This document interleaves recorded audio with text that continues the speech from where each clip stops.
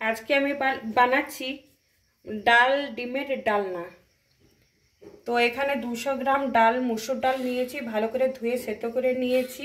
আর ডিম সেদ্ধ করে নিয়েছি দুটো, আগে দিয়ে ছাড়িয়ে রেখেছি। তো এবার মশলাটা আমি সরষের তেল নিয়েছি, ফোড়নে পেঁয়াজ, লঙ্কা, জিরে, টমেটো, ধনেপাতা, হলুদ, নুন এবং আমুলের ফ্রেশ ক্রিম ওপর থেকে দেবো।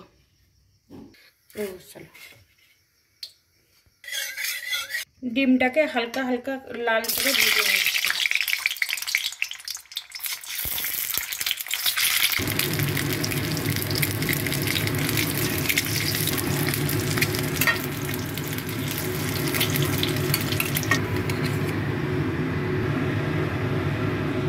প্রথমেই আমি ফোড়নে লঙ্কাটা দেবো,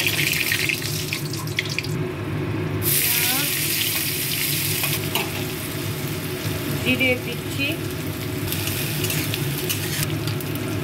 টমেটো, তেজপাতা,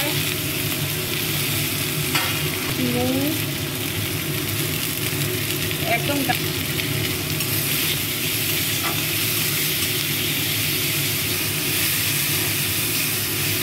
মশলাটা কষানো হয়ে গেছে। এবার ডালটা দেবো।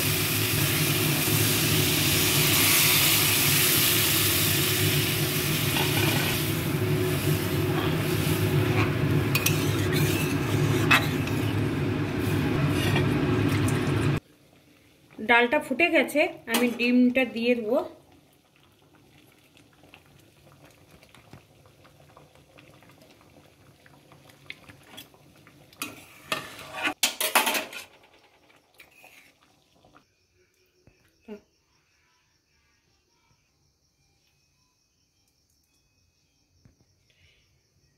এবার ফ্রেশ ক্রিমটা আমি দিয়ে দিচ্ছি।